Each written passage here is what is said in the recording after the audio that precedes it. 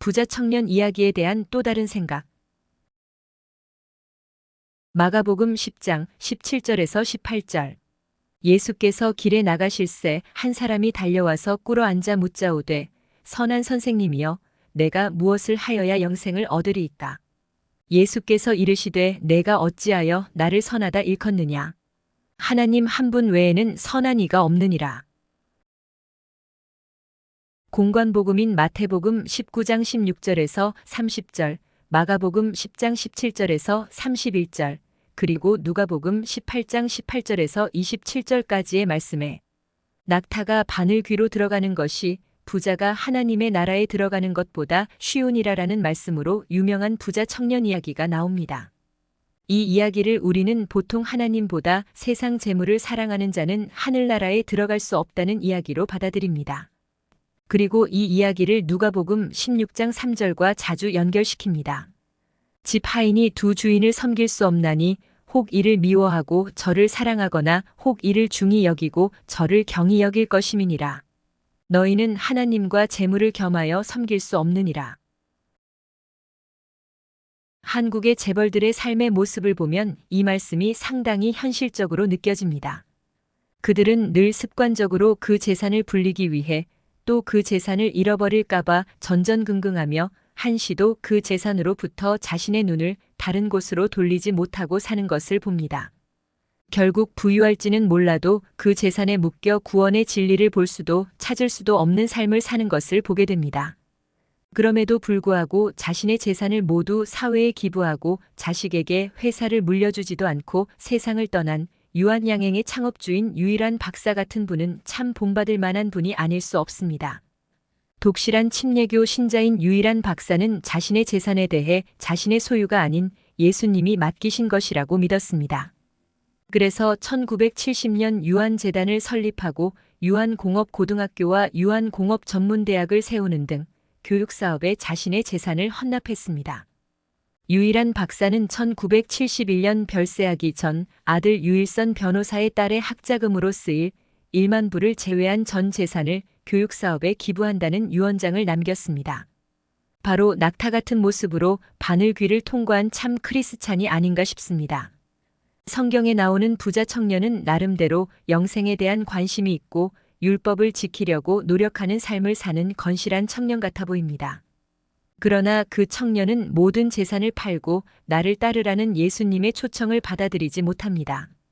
결국 그는 자신의 재물을 예수님보다 더 소중히 여겼기 때문일 것입니다. 그런데 이 이야기의 또 다른 면을 생각해 볼 수 있습니다.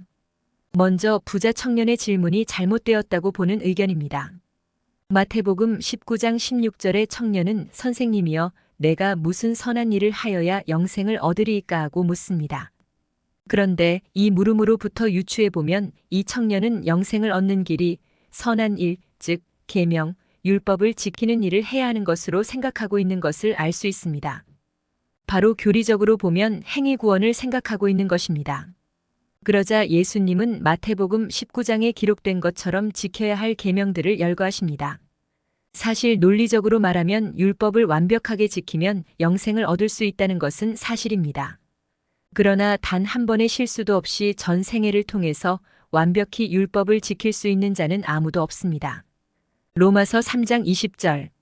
그러므로 율법의 행위로 그의 앞에 의롭다 하심을 얻을 육체가 없나니 율법으로는 죄를 깨달음이니라. 더군다나 예수님은 마태복음 5장 21절에서 44절까지 산상수훈을 말씀하시면서 그 율법을 더 강화시켰으며 그로 인해 더욱 지키기 어려운 율법으로 만들어버리셨습니다. 그래서 현실적으로 율법을 완벽히 지켜 영생을 얻을 수 있는 인간은 이 세상에 존재할 수 없습니다. 로마서 3장 10절. 기록된 바 의인은 없나니 하나도 없으며. 아마도 예수님은 부자 청년이 내가 무슨 선한 일을 행하여야 영생을 얻으리이까 하고 질문을 했을 때 속으로 무어라? 선한 행위로 영생을 얻는다고? 그래, 그럼 내가 얼마나 선한 행위를 이룰 수 있는지 보자. 하고 생각하셨을 것 같습니다. 왜냐하면 청년의 질문 직후에 하나님 한 분 외에는 선한 이가 없느니라라고 하시며 오직 하나님만이 선하실 수 있으며 인간은 선할 수 없다는 것을 분명하게 밝히고 계시기 때문입니다. 그런데 그 청년은 아주 자신 있게 이 모든 것을 내가 지키었사온데 아직도 무엇이 부족하나이까? 하고 의기양양해합니다. 그러자 예수님은 결정적 한 방을 내미십니다. 돌아가서 내게 있는 것을 다 팔아 가난한 자들에게 주라. 그리하면 하늘에서 보화가 내게 있으리라. 그리고 와서 나를 따르라.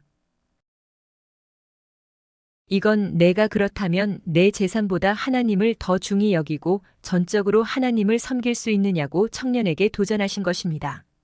이 명령 앞에 이 부자 청년은 그만 자신의 미천을 다 드러냅니다. 아직도 무엇이 부족하니까? 하며 의기양양했던 그는 자신의 밑바닥이 다 드러나자 근심하며 어깨를 늘어뜨리고 떠나갑니다. 저는 이 이야기의 또 하나의 숨은 의미가 행위 구원의 불가능성을 이 부자 청년을 통해 말씀하시는 것으로 생각됩니다.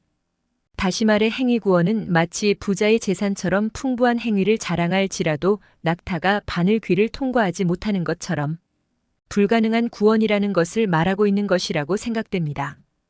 이어서 제자들이 질문한 그렇다면 누가 구원을 얻을 수 있으리이까? 라는 질문은 율법을 지키는 모든 사람이 구원받지 못한다는 말이 아니냐는 질문이기도 하다고 생각합니다. 그러나 예수님은 사람으로는 할 수 없으나 하나님으로서는 다 하실 수 있는 이라라고 말씀하십니다. 즉 사람이 아무리 율법을 지킨다고 하며 선한 행위를 할지라도 인간의 능력으로 완전한 행위에 도달할 수 없으나 하나님이 하시는 일, 바로 예수님을 믿는 자를 구원하신다는 구원의 길을 받아들이는 사람은 하나님이 하시는 구원의 은총을 받을 수 있다는 것입니다. 이신칭의, 이신득의, 즉 믿음으로 의롭다 칭함을 받는다는 것을 받아들이는 사람은 하나님이 하시는 구원의 은총을 받을 수 있다는 것입니다. 다시 말해 이 구원은 인간이 이룰 수 없으나 하나님은 예수 그리스도를 통해 이 일을 가능케 하신다는 말씀입니다.